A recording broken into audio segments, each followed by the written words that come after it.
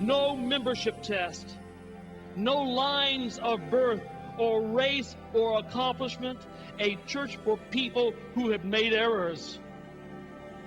That's what this church is here for. You want a church that's made for sinners, just a whole lot like you, this is the place.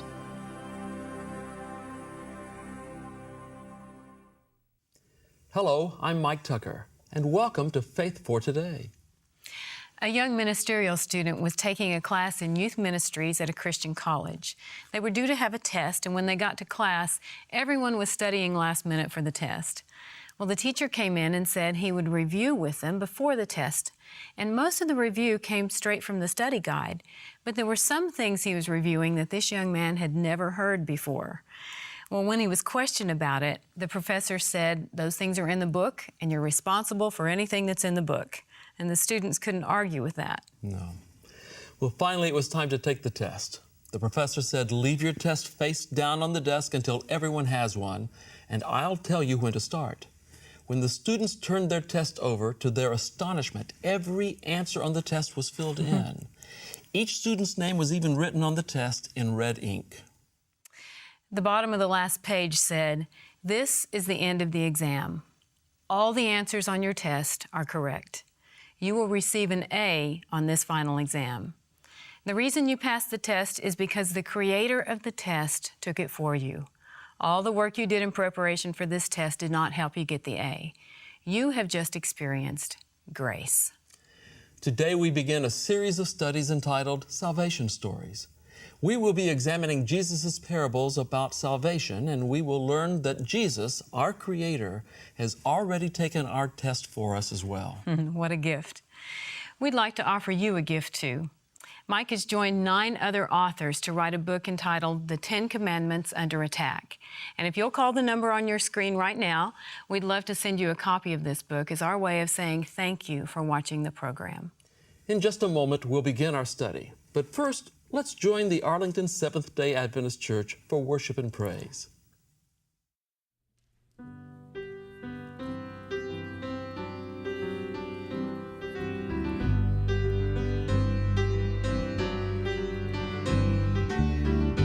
Lord, I lift your name on high. Lord, I love to sing your praises. I'm so glad you're in my life. I'm so glad you came to save us. You came from heaven to earth to show the way. From the earth to the cross, my debt to pay. From the cross to the grave, from the grave to the sky. Lord, I lift your name on high. Lord, I lift your name on high. Lord, I love to sing your praises. I'm so glad you're in my life. I'm so glad you came to save us. You came from heaven to earth to show the way. From the earth to the cross, my debt to pay. From the cross to the grave, from the grave to the sky. Lord, I lift your name on high. You came from heaven to earth to show the way. From the earth to the cross, my debt to pay. From the cross to the grave, from the grave to the sky. Lord, I lift your name on high. Lord, I lift your name on high. Lord, I lift your name on high.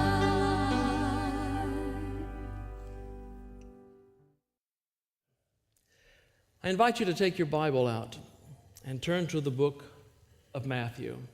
Now, Selma Conley is sitting here, and Selma has been the secretary. You didn't know I was going to talk about you today. Selma has been the secretary in this church since before I came, probably 7 to 10 years before I got here, and I've been here about 14 and a half years. So Selma has been here quite a while, and she's everyone's mom, everyone's grandmom. She loves everyone, and everyone loves Selma. And she has been here, as I said, for a very long time, working as a secretary in our office. And quite frankly, if the truth be known, for a lot of those years that she's been here, she's basically running the church. Now, she's kind of stepped aside a bit, but she lets me preach. But she basically runs this place and has for years, and she's starting to step back a little bit from that. I remember one day, though, when I got an invitation for a free lunch.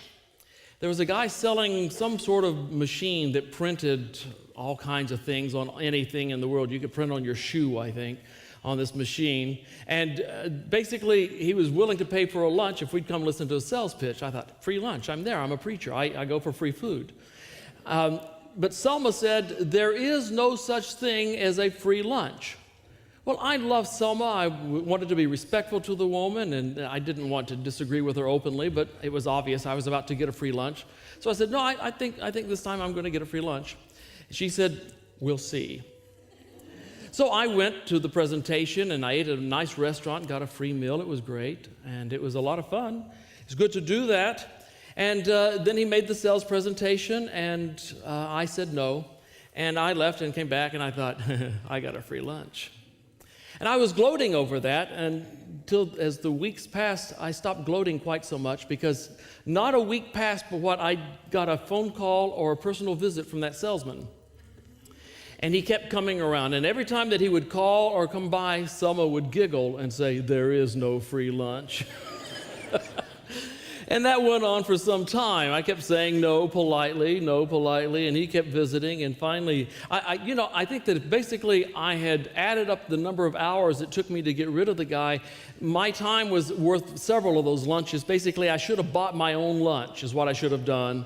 It pains me to say so, but Selma was right. There is no free lunch. Intuitively, I think we all know this. We realize this. Our parents, our grandparents, our teachers have tried to drill this into our heads just about any way they possibly can. And they'll say such things that, like, if you don't do your chores, there's no dessert for you tonight. Or if you don't make the commitment to study, you're going to fail that class. They say such things as no pain, no gain. You get what you pay for. If it sounds too good to be true, it probably is. Those and a host of others basically have been drilled into our psyche. You've heard all of that before. You've probably used it on your own children. If you've got kids or grandkids, you know you've done that. We work for what we get in this world. We work for what we get. No one gives you anything. Promotions are handed out on the basis of merit rather than on who you know or what you know. And if ever we see something that violates that, we feel offended, because it should be on the basis of merit. Our pay should be appropriate to the type of work we do, the amount of work we do, the quality of work we do. And if we feel like we're being underpaid, we feel uncomfortable with that. We may gripe. We may look for a new job. We feel like we need to give an honest day's work and get an honest day's pay. It needs to be fair and equitable. That's how we're wired. That's how our whole economy is based. Good hard work, good appropriate pay, that's what we think, it's what we know. This is how we're wired. Perhaps that's why the parable that we find in Matthew 20 does not sit well with a lot of people. It seems to take what we know about this world, what we believe to be true, and turn it upside down so it doesn't make sense anymore. Let's take a look at this parable found in Matthew chapter 20, starting with verse 1. We're going to read this thing through. I know you've read this before, but it's good to read this, and we may do it again yet. Matthew chapter 20, verse 1. It says, "For the kingdom of heaven is like a landowner who went out early in the morning to hire men to work in his vineyard. He agreed to pay them a denarius for the day and sent them into his vineyard. About the third hour he went out and saw others standing in the marketplace doing nothing. He told them, 'You also go and work in my vineyard, and I will pay you whatever is right.' So they went. He went out again about the 6th hour and 9th hour and did the same thing. About the 11th hour he went out and found still others standing around, and he asked them, 'Why have you been standing here all day long doing nothing?' 'Because no one has hired us,' they answered. He said to them, 'You also go and work in my vineyard.' When evening came, the owner of the vineyard said to his foreman, 'Call the workers and pay them their wages, beginning with the last ones hired and going on to the first.' The workers who were hired about the 11th hour came, and each received a denarius. So when those who came who were hired first, they expected to receive more. But each one of them also received a denarius. When they received it, they began to grumble against the landowner. These men who were hired last only worked 1 hour, they said, and you have made them equal to us who have borne the burden of work and the heat of the day. But he answered one of them, Friend, I am not being unfair to you. Didn't you agree to work for a denarius? Take your pay and go. I want to give the man who was hired the last the same as I gave you. Don't I have the right to do what I want with my own money? Are you envious because I am generous? So the last will be first, and the first will be last. Now, there's something about this parable that doesn't sit right with a lot of people. It just feels wrong. It feels unfair. It feels somehow unjust. I mean, this turns right on its head everything we've always been taught about equity, about hard work, about fair play, about fair treatment in the world. So are we just misunderstanding it, or is there something else here? Let's take a closer look at the parable, at the details of this parable, to see if we can get it. Now, first of all, at the time that Jesus told this story, anyone who did not own property or who had no very special skills or was not a shop owner, basically you were a day laborer. And since Israel was an agrarian society, most all the jobs available were available in agriculture. And so basically, if you were going to work, if you were going to earn your pay, you were going to work daily in agriculture. The daily wage for a laborer was a denarius. And that was not a lot of money. Basically, if you earned a denarius for your day's work, that was just a little bit more than what it took to feed your family.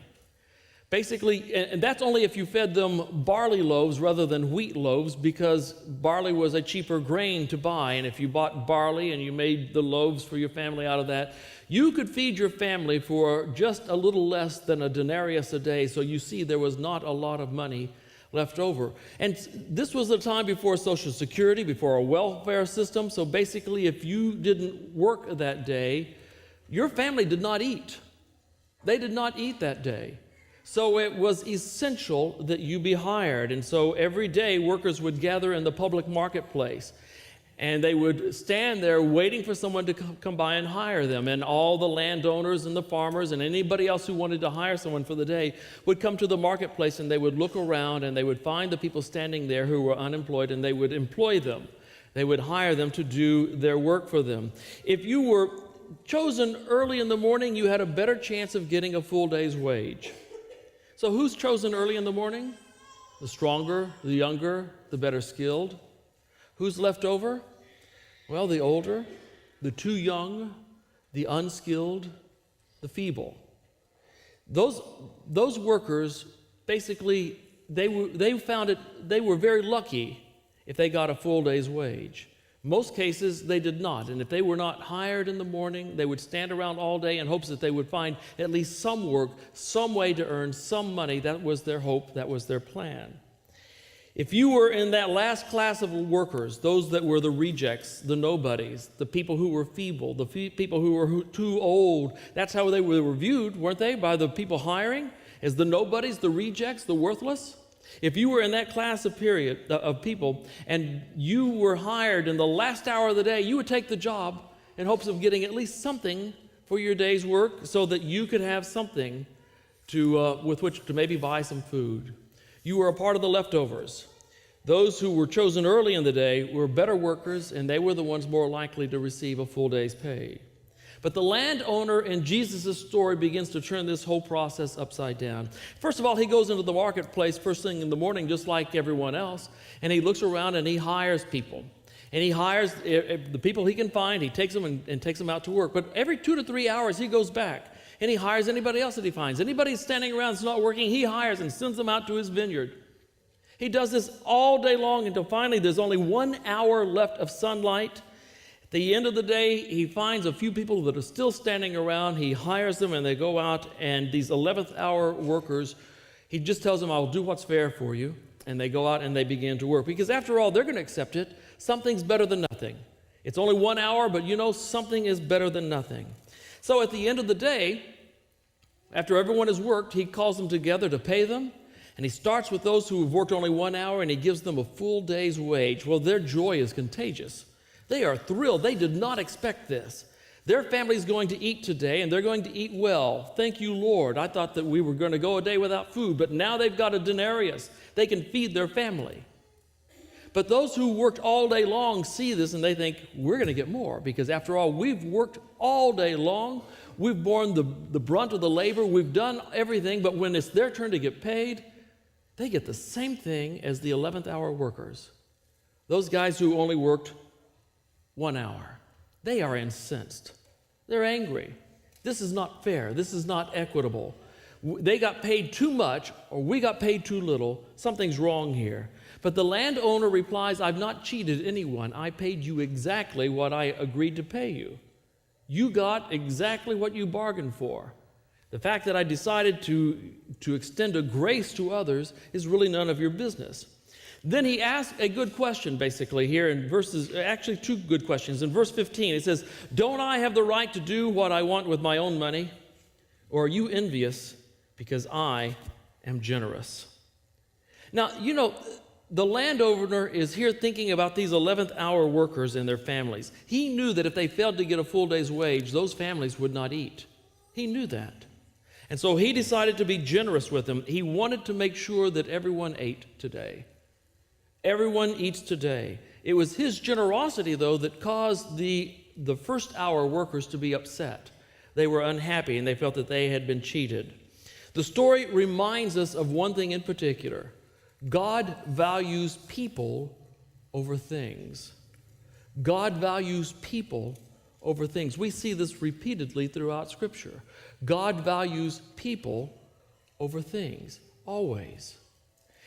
Sometimes we think that the things that we have are holy and they're important and they're sacred, and yes, they may be. But God says people are more important. And so God says that these 11th hour people, I care for them, and so I'm going to pay them what they need. The story becomes logical when you see the story from God's eyes. You see, God is telling us all that we are all family. All members of this planet are family. He is our parent. We are his children. And when you look at it from the standpoint of family, this story begins to make more sense. I can remember being a child when my mother would assign work to my sister and to me. I'm 3 years older than my sister, though I'll never admit that in her presence. But she would assign work to the both of us, and being 3 years older, when we were younger, obviously, I was the better worker. I was 6, she was 3, you do the math. I'm going to be a better worker. But at the end of the day, when our chores were done, our reward was the same. I had worked better, more efficiently, harder, I'm sure of it. Again, my sister would not admit that, but it's true. But our reward was the same. Why? Because we are family. We are family, and when you're a family, that's how you do things. God says that this landowner viewed himself as a part of a family, and he was taking care of his family and those people in the family. God says the entire world is his.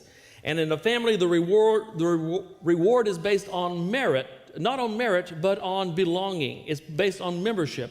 God does not base his rewards in the family on merit. He bases it on the fact that you belong and you are a member. God's disproportionate reward for you is proof of his fatherhood. He is your father. Truth be known, though, there's something else here, and that is that the reward given to the first hour people in real life is still disproportionate to what they are able to do. No one's able to earn God's reward. No one can.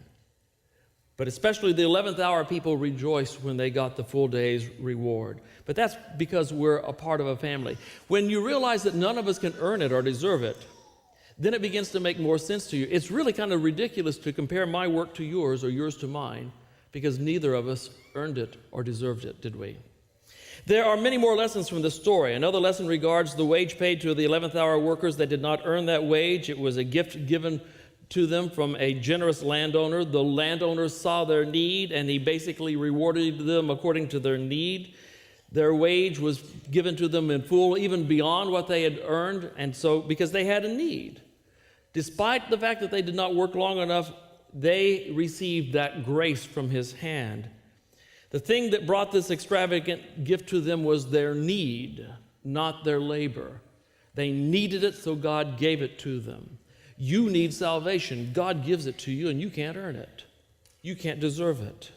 Salvation is a gift, something we can neither earn nor deserve.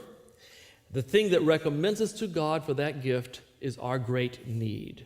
Mark Twain said, "If heaven went on merit, your dog would get in and you would be left out." I think he's right. I think he's right. If we have to earn our way in, we're in deep trouble. We're not making it in. It's not on merit. It's based on the fact that we need it. We are family. We are his. Jerry Quinn is a 52-year-old immigrant who owns a bar and restaurant in Boston. And he saw a newspaper article about a man named Franklin Piedra in New York City. Franklin lived there. Now, Franklin is also an immigrant from Ecuador. He's 33 years old. But Franklin had a kidney disease, and he needed a kidney transplant. And if he did not get that, within a year he would be in a wheelchair, and shortly thereafter he would die. Franklin worked in a restaurant, but he lost his job due to his illness, so he couldn't even work there. So now he's in real trouble. His family realized he'd never earned the $100,000 he needed for the operation, and he had no medical insurance, so they urged him to go home to Ecuador and die. But Quinn saw this, and he decided that even though he had never met Franklin, he needed to do something for this man. He'd been saving for a new condominium, and so he cashed in all of his savings, $100,000, and paid for the operation for Franklin so that he could live, a man he had never met before.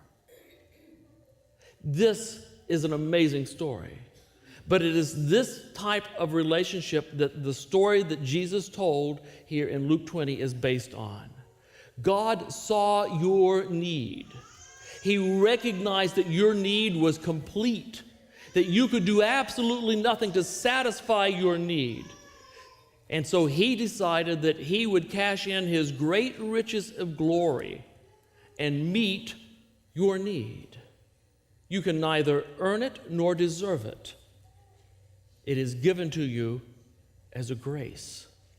God tells us that he is the Father, we are his family, and we receive his grace simply because he cares for us.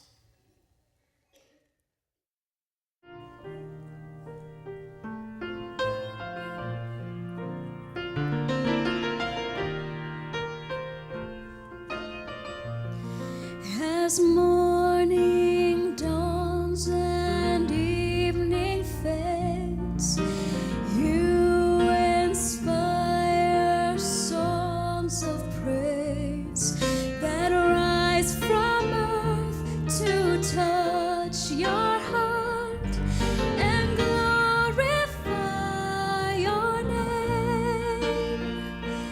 Your name is a strong and mighty tower.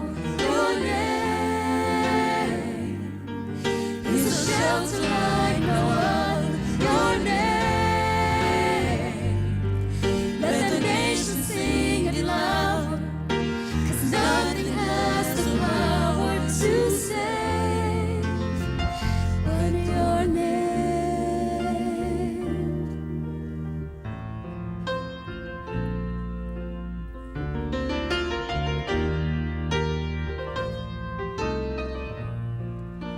Jesus, in your name we pray.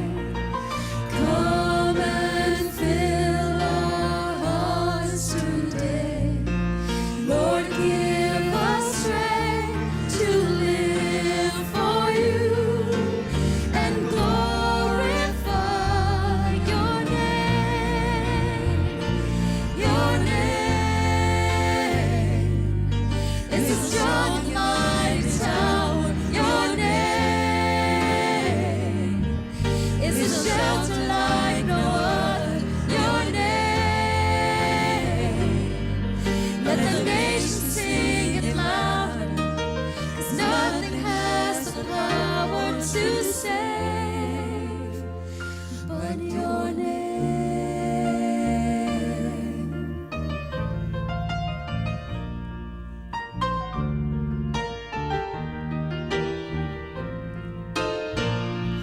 Your name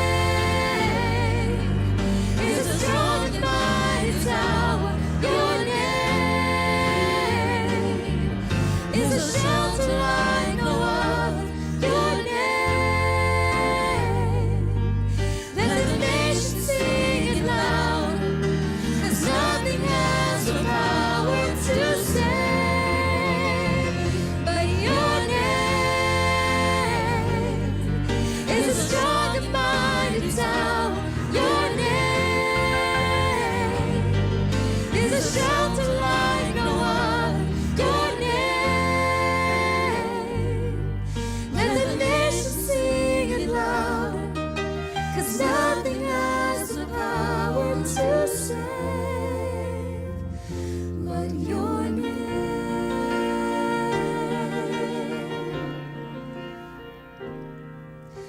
'cause nothing has the power to save but your name.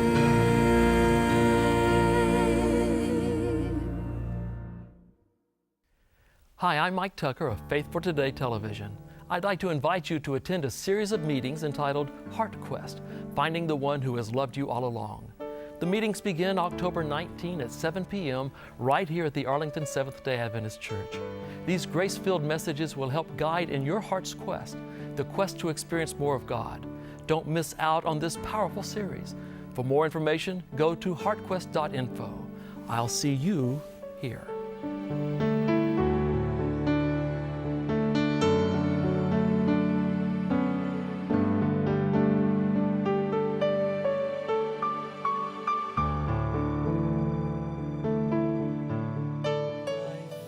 Is just a series of decisions. We make choices, we live and learn. Now I'm standing at a crossroad, and I must choose which way to turn.